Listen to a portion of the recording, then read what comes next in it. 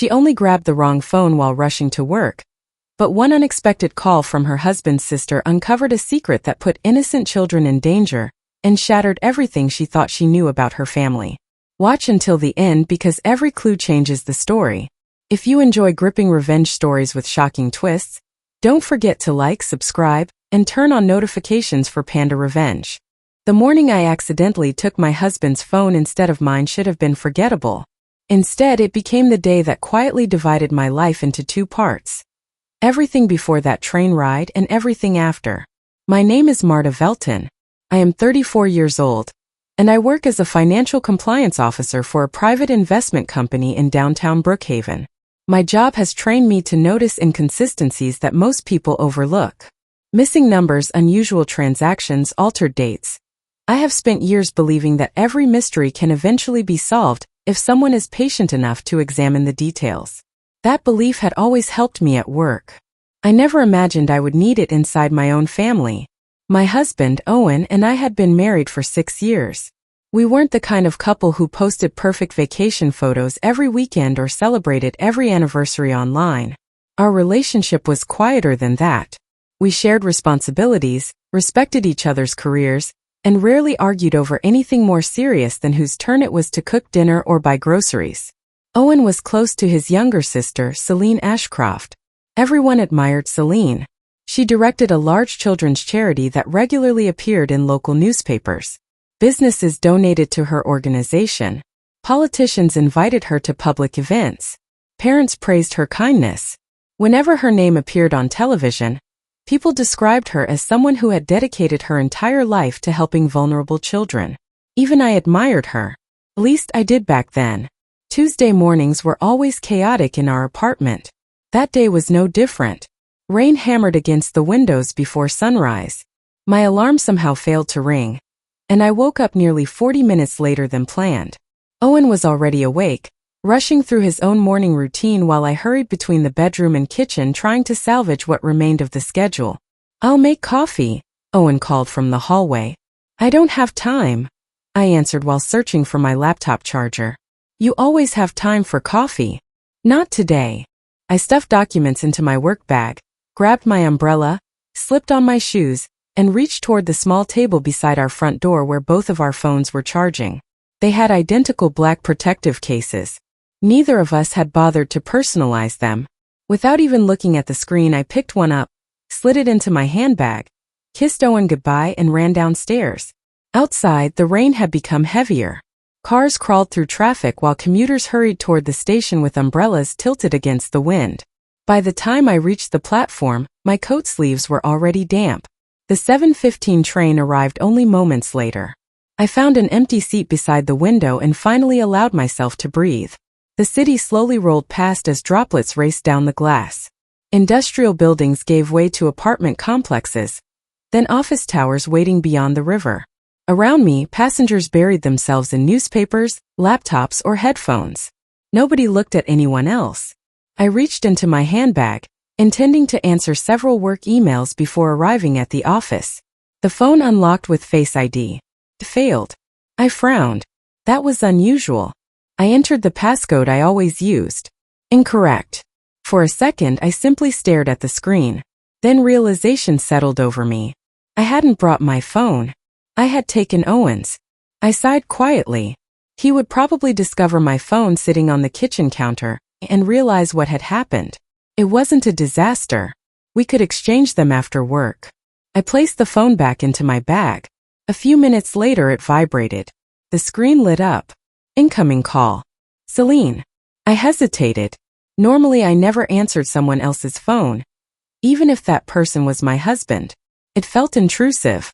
The ringing stopped. Almost immediately, it started again. The second call lasted longer. Something about the persistence made me uncomfortable. Maybe it was an emergency. Maybe Owen's parents needed help. Maybe someone at the charity was trying desperately to reach him. I looked around the train. No one paid any attention to me. Taking a slow breath, I answered. "Hello." There was no greeting, only hurried breathing. Then Celine spoke in a strained whisper. "Owen, tell me you moved the children before the inspectors arrived." Every muscle in my body tightened. Children. Inspectors? Before I could say a single word, she continued speaking even faster. And please tell me you destroyed the visitor records. If anyone finds those files, everything we've worked for is finished. My heart began pounding. I opened my mouth to answer. But before I could speak, the call suddenly disconnected. I remained frozen with the phone pressed against my ear long after the call had ended. The train continued toward downtown as if nothing unusual had happened. Passengers scrolled through their phones, read morning news, or stared blankly through the windows. Somewhere farther down the carriage, a child laughed before his mother gently reminded him to lower his voice. Everything around me felt ordinary. Everything inside me did not. I looked down at Owen's phone. The screen had already gone dark. For several seconds I debated calling Celine back. What would I even say? She clearly believed she had been speaking to Owen. If I revealed that I had answered instead, she would immediately realize she had said too much. Whatever she had meant by the children and the inspectors would disappear behind an explanation that sounded polished and harmless. No, if there was an explanation, I needed to hear it from Owen first. When the train finally reached Brookhaven Central Station, I walked through the crowded terminal without paying attention to the people around me. Normally I stopped at the small coffee stand near the entrance before work. That morning I walked straight past it. The conversation replayed in my head over and over. Move the children. Destroy the visitor records. Everything we've worked for. Each sentence sounded worse than the one before it. By the time I reached my office building, I had almost convinced myself there had to be an innocent explanation. Celine managed several children's shelters. Government inspectors probably visited them regularly. Maybe records had been misplaced. Maybe she was panicking over paperwork instead of anything criminal. That possibility lasted less than 5 minutes. As soon as I sat at my desk, Owen called my phone. My phone. The one I had accidentally left at home. He must have found it. I answered immediately. Sorry, he said with a small laugh. Looks like we switched phones. I know. I figured we could exchange them after work. Owen. The hesitation in my voice made him stop laughing. What's wrong? I answered a call. There was a brief silence. Whose? Celine. Another pause. What did she want? I don't know. I told him every word I had heard. When I finished speaking, I expected him to dismiss it. Instead, the silence became even longer. Owen. I'm here. You don't sound surprised. I'm trying to think. That answer made my stomach tighten. You know what she was talking about? No. But. He sighed heavily. A few months ago Celine asked me for a favor. What kind of favor?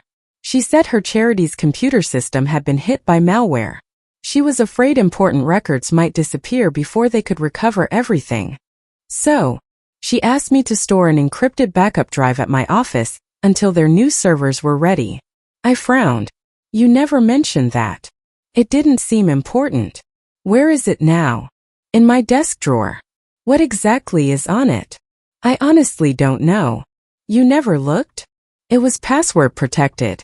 She told me not to worry about it.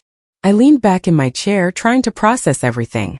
So you're keeping confidential files for your sister, without knowing what's inside? When you say it like that, it sounds irresponsible. It is irresponsible.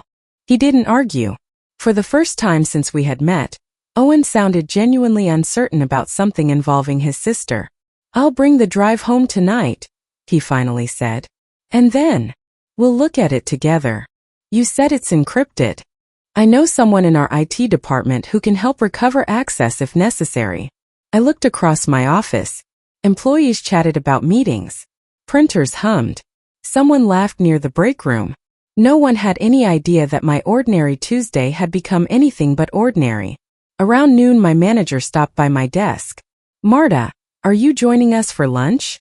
I almost said yes out of habit. Instead I shook my head. I have a few things to finish. After she walked away, I opened a spreadsheet on my monitor and stared at the numbers without reading a single line. My concentration was gone. Every few minutes I glanced at Owen's phone. Celine never called again. No messages appeared. No explanation arrived. By late afternoon I had made my decision.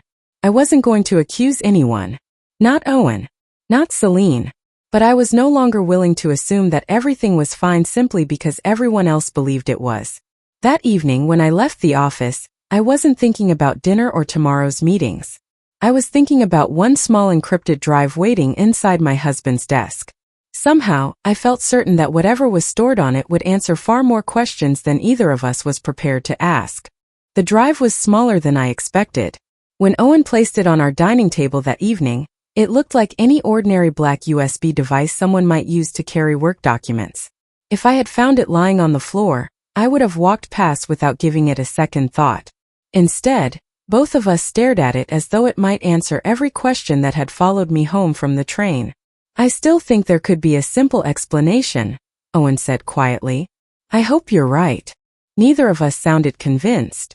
After changing out of our work clothes, we carried our laptops into the living room.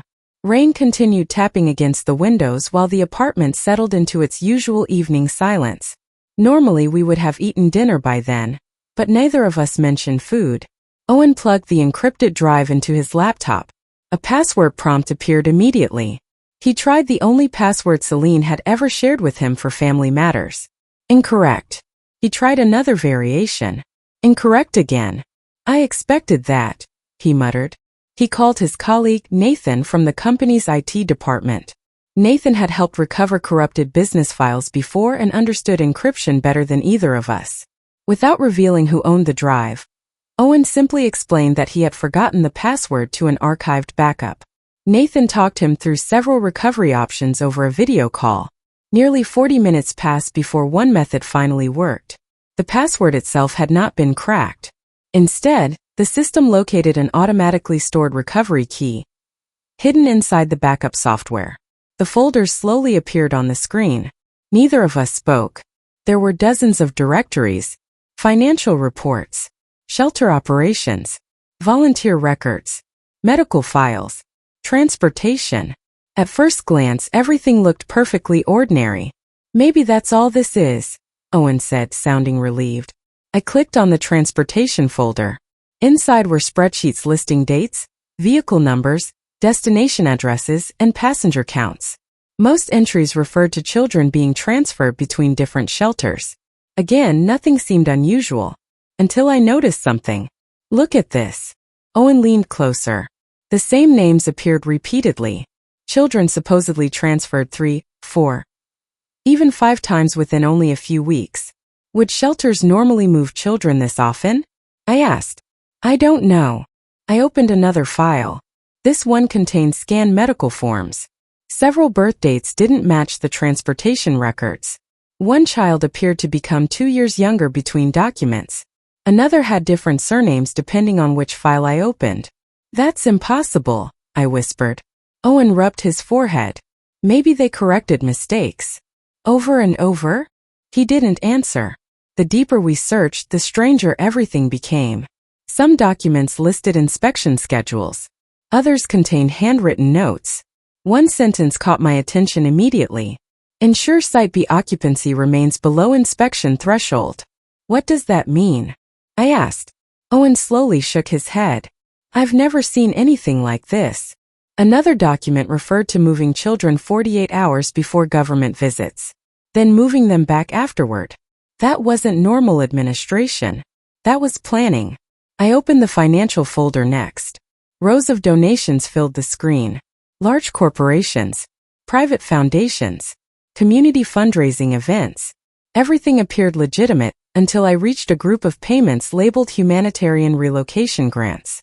The amounts were enormous, far larger than ordinary operating expenses.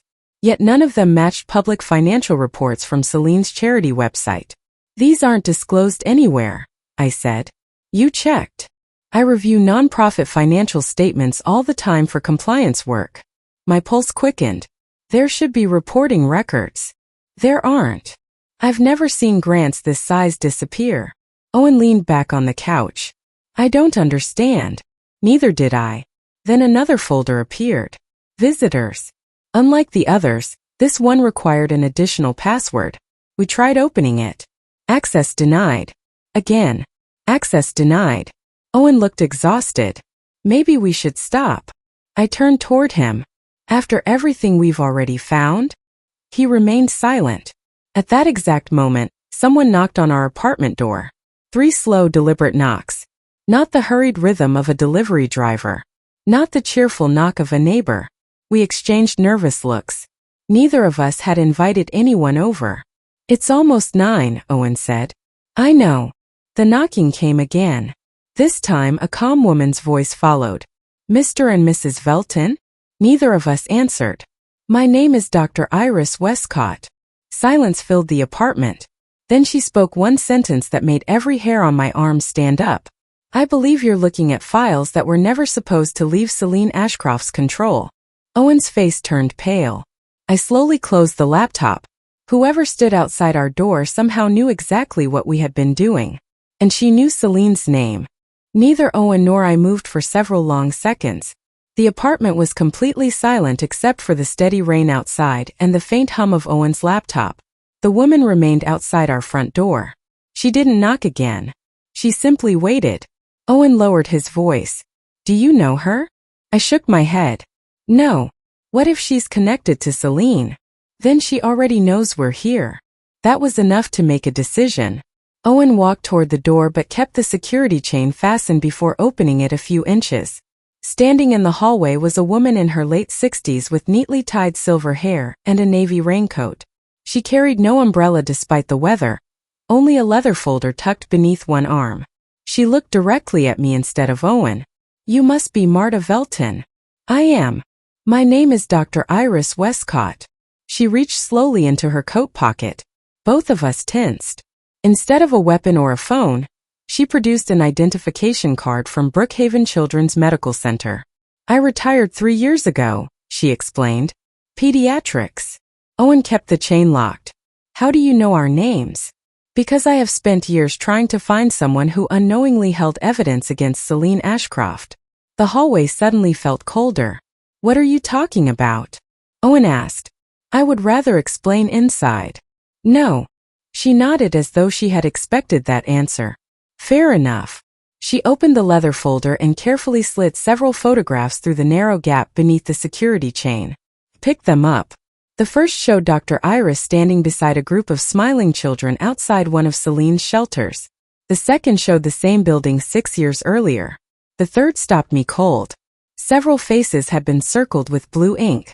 Across the back of the photograph someone had written, "Missing after transfer." I looked up. "What is this?" Dr. Iris spoke calmly. "I volunteered at 3 different shelters operated by Celine's charity before my retirement." "You worked for her?" "For a time. And I began noticing children disappearing from medical records."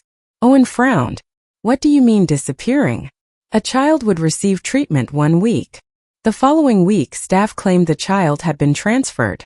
"That happened often?" "Too often." She folded her hands in front of her.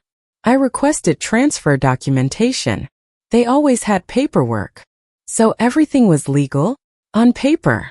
She paused before continuing. "The problem was that the destinations rarely matched reality." I felt my stomach tighten. "I don't understand. I visited several receiving shelters personally. And no child by those names had ever arrived." A heavy silence settled over all 3 of us. Owen finally removed the security chain. "Come inside." Dr. Iris entered slowly and placed her folder on our dining table. She noticed the encrypted drive beside Owen's laptop almost immediately. "So," she said softly, "you really do have it. You knew about this drive?" I asked. "I suspected it existed." She sat down without being invited, looking exhausted rather than threatening. "For years I collected copies of inspection reports, medical files, and witness statements." She opened her folder. Inside were handwritten notes, newspaper clippings, official letters, and dozens of photographs. I reported my concerns repeatedly. "To whom?" I asked. "Government inspectors." "What happened?" "They investigated. And every inspection found nothing unusual." "How?" "Because every time inspectors scheduled a visit, the shelters suddenly became perfectly organized." My eyes widened. "The children were moved." She nodded. "Exactly." The words from Celine's phone call echoed inside my head. Move the children before the inspectors arrived. My hands began to tremble. Dr. Iris looked directly at me. I believe that is exactly what she was referring to. Owen leaned forward. But why move them? I don't know. If the shelters are legitimate, hiding children makes no sense. That's the question I couldn't answer. She reached into another section of the folder and removed a printed spreadsheet. I compared admission records from every shelter I could access. She pointed toward several highlighted names. The same children appear under different identities. I immediately recognized two of those names. They matched files we had opened only an hour earlier. This isn't a coincidence, I whispered. No, it isn't. For the first time since the phone call on the train, the evidence no longer felt like isolated pieces. Someone else had been following the same trail for years. And according to Dr. Iris, every road led back to one person. Celine Ashcroft. Before anyone could speak again, Owen's phone buzzed on the table. A new message had arrived. The sender's name made all three of us stare. Celine. The message contained only one sentence. I need the backup drive tonight. Don't let anyone else see what's inside. Asterisk asterisk. The message remained on the screen for several seconds. None of us reached for the phone. I need the backup drive tonight. Don't let anyone else see what's inside. It wasn't a request. It was an order. Owen slowly exhaled. She has never spoken to me like that before. Dr. Iris looked at him carefully. She knows something has changed. You think she suspects us? I think she suspects the drive is no longer under her control. I looked from Owen to Dr. Iris. If she wants it back so badly, we can't hand it over. Owen nodded. I agree. But keeping it isn't enough, Dr. Iris added. If she realizes you're refusing, she'll find another way to remove it. That possibility immediately felt real. The apartment no longer seemed safe. Without wasting time, Dr. Iris suggested making copies of every file before anything unexpected happened.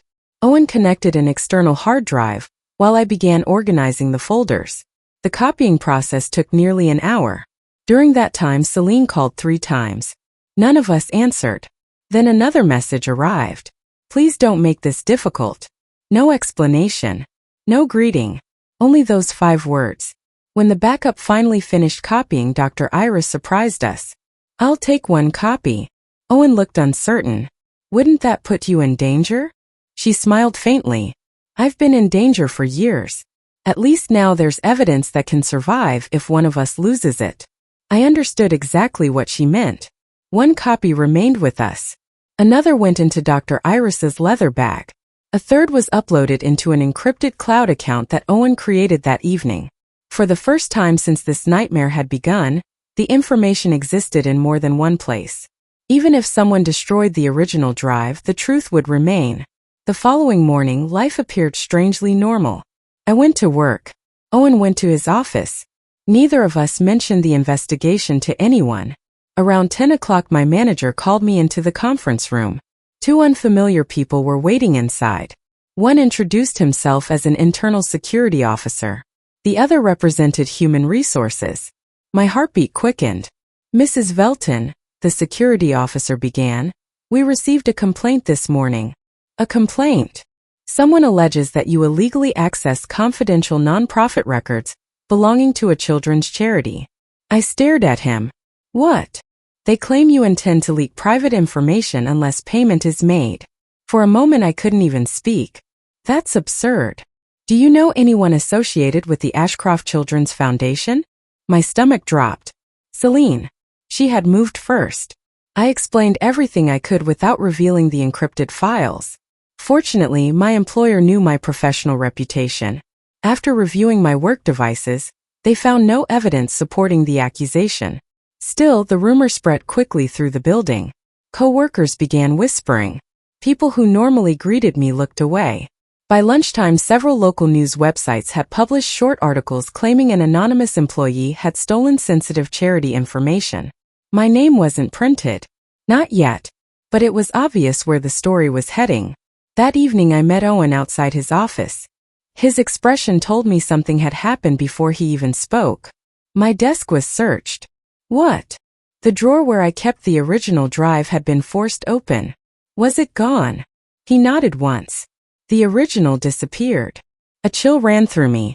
Did anyone see who did it? Security cameras covering that hallway stopped recording for 23 minutes. Dr. Iris listened carefully after we told her everything. Instead of looking frightened, she seemed almost relieved. Good, she said. I blinked. Good. They stole exactly what I expected them to steal. Neither Owen nor I understood. She opened her leather bag and removed the duplicate drive. Then she pointed toward Owen's cloud backup.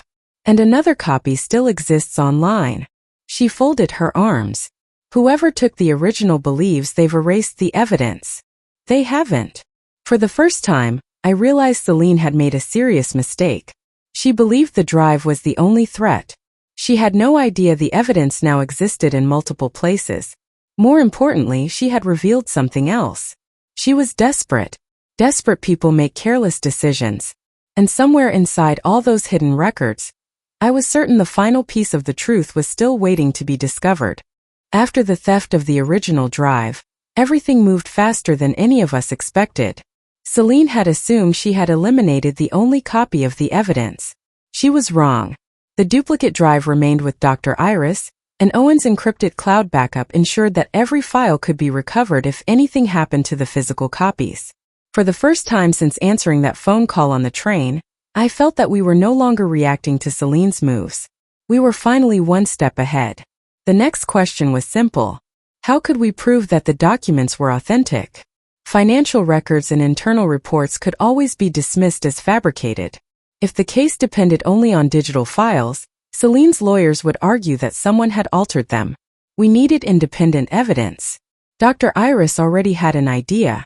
There is one thing she could never completely erase, she said. The transportation records. I frowned. The spreadsheets.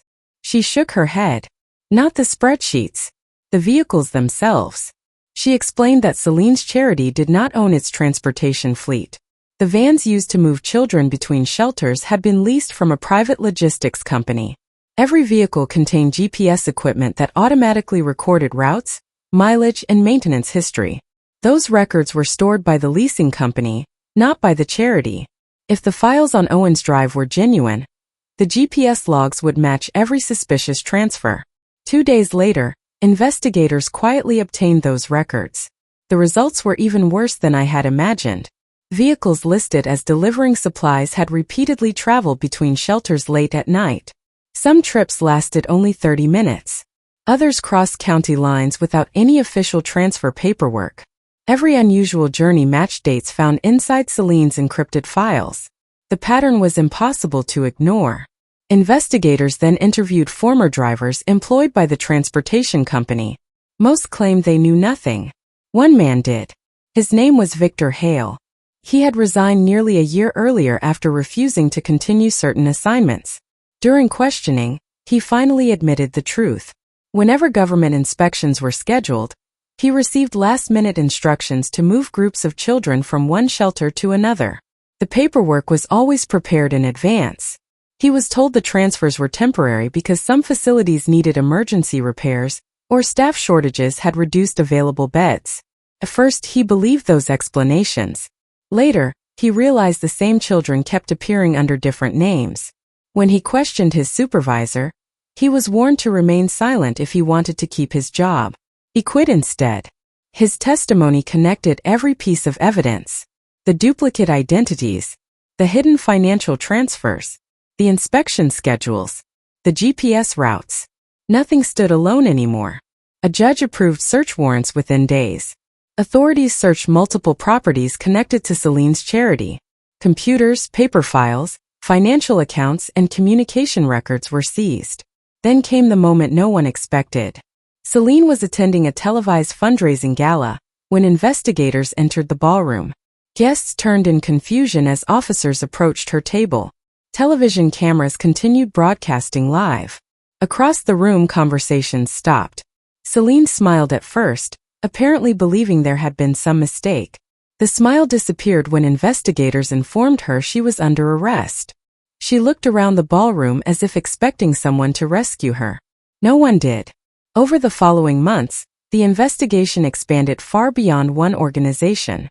Dozens of children whose identities had been altered were located and reunited with surviving relatives whenever possible.